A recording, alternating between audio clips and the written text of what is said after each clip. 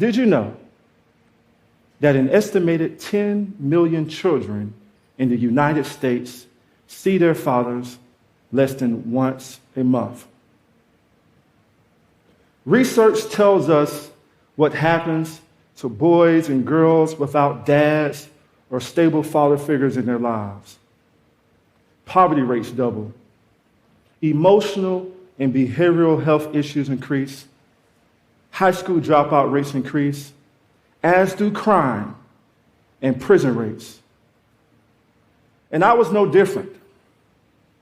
I grew up in Georgia without my father. My mother raised me. And let me tell you something about my mom. Every day before school, she would look me in the eyes and say to me, "You are tall, dark, and handsome."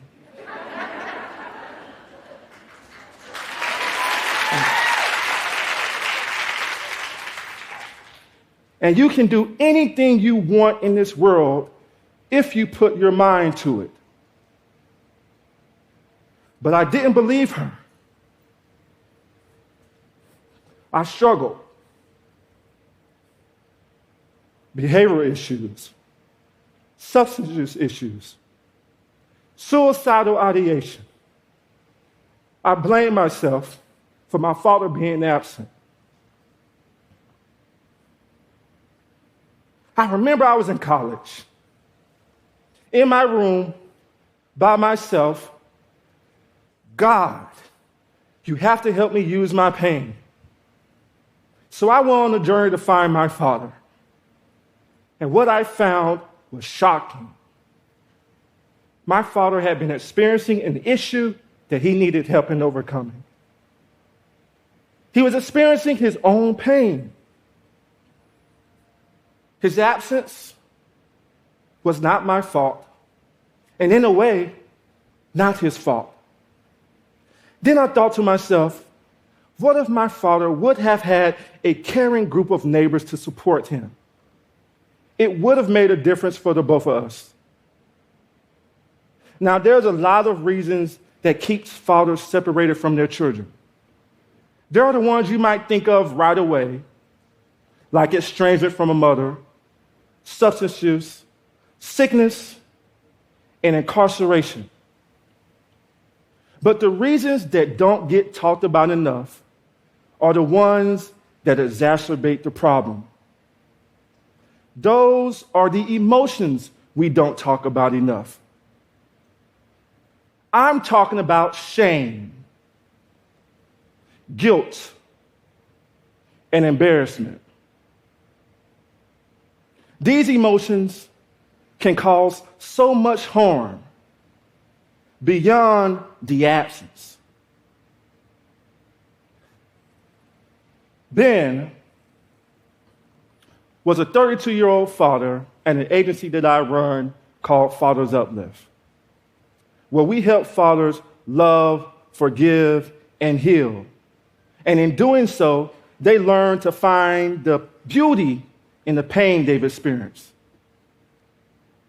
Now, one might ask, how can pain be beautiful?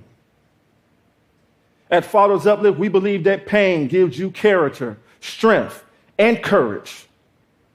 More importantly, there is a mystery on the other side of pain. For the population we work with, that mystery is a father's child. The warm embrace with your child on the other side of the mystery, that is beauty. Ben spent 4 years separated from his child due to co-parenting issues, restraining orders, and challenges navigating the family court. But he also experienced shame from not being able to see his daughter daily, guilt because he was absent, and embarrassment because he was unable to spend time with his daughter on a consistent basis. Now, it is imperative to note that as we stand here today, that through prior relationships, men learn to love and hate. Some of us have limited experience with love. Therefore, relationships that emphasize self-love play an essential role in the work we do. Lifelong relationships are integral to our efforts with specific emphasis on an individual's ability to mirror new behavior and connections. Now, while many followers like Ben come to our agency through social service agencies and correctional facilities, many of them come to us through word of mouth. They come to our clinic and can work one-on-one with a licensed therapist and coach, a team of individuals that provide guidance, advocacy, and mentorship. We also offer group therapy. In groups of 5 to 25 followers or more, they share stories about their children and comfort one another as they work to achieve a common goal. They hear stories of triumph and struggle and pour into one another whenever there is a need. Together, we ensure that fathers are mentally and emotionally prepared to be in their children's lives. And when that father has achieved his goal, he is invited to come back and be an ambassador and pay it forward. And last, but not least, we ensure that mental health providers, universities, and institutions have the tools they need to engage fathers wherever they are throughout the world through our online and in-person instruction.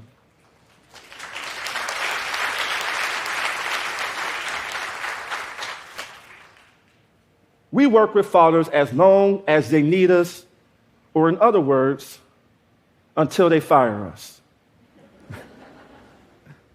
Now, there's no easy formula here. Every dad is different.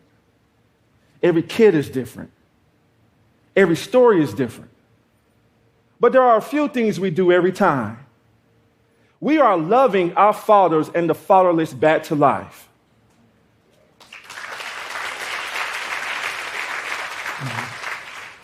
We hug our fathers.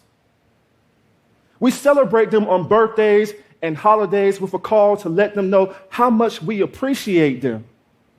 And we assume that they have the power to achieve their goals. We are a consistent source of support for them as they work to process the mistakes they've made in the past. For the last few years, we serve over 10,000 fathers and their families.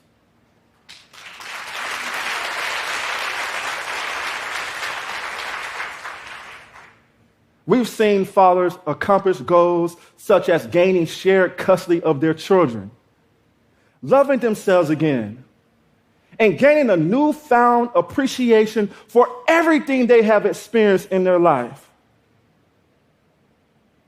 All of our fathers enter our doors feeling hopeless. But when they leave, over 90% of them say they have an improved sense of identity and self-worth. We've helped fathers released from jail and prison return home with their worth, their dignity, and their self-respect.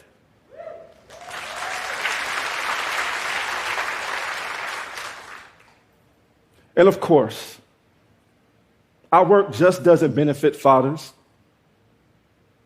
It's for the kids too. A kid blaming himself for something he doesn't understand. A kid like I was, who struggled and who didn't understand that fathers are human too.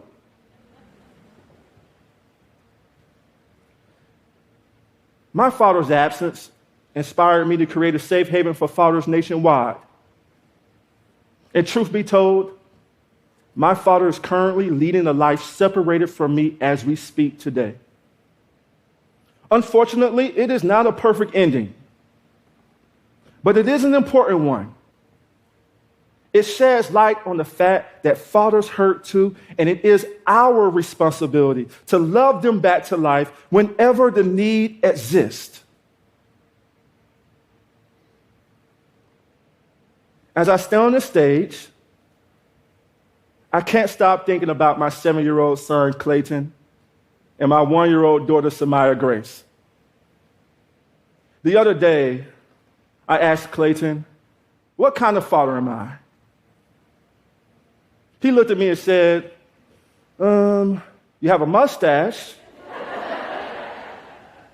long hair, and this is before the haircut, may I add, and even a new computer. I said, okay, this is true, son. He goes on to say, I love it when you buy me games before hugging me and running back to his room. And Samaya Grace, every time I ask her for a kiss, she puckers up her lips and she runs to kiss me with an enormous smile. That makes my day every time. When moments like these occur, I understand that I have the privilege to be present, unlike many of the fathers that walk through our doors for the first time. Like them, I am far from perfect. Despite my mistakes, my greatest achievement is being Clayton and Samaya's father.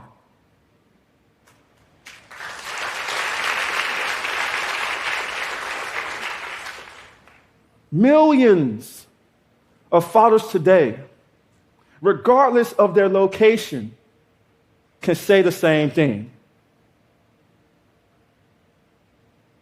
I must admit, if it had not been for the individuals in my life that reminded me of how valuable I was, I would not be here today. I'm more than thankful for them that they loved me back to life. Fathers that have been absent, regardless of their past mistakes, deserve a lifeline. And if we are deserving, so are the ones who have lost their way. Take a moment with me, 15 seconds, and I'll keep the time. Think about the people who loved you when you lost your way, who hugged you when you needed it,